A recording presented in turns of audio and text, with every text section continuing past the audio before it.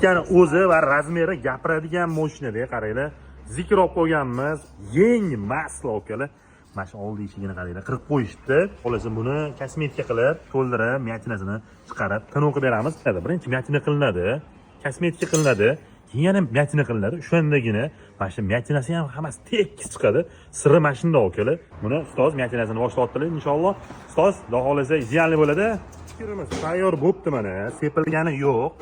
Bu yerda myatina qilib, kosmetika qilaman. Mana shu joyini qildik.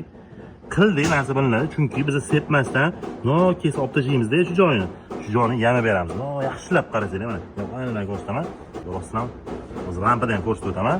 Lampada ham bitta ko'raydi mana. Ko'rsataman. Nimaga ko'rsatsam? Qildik bilinyapti.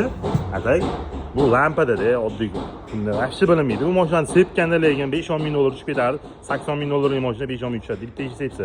Mashina narx tushib ketmasin desanglar, olib kelsanglar, kosmetika qilib beramiz okalar. Ishga bitta like bosib qo'yishingizni so'raymiz. Yoqqan bo'lsa albatta.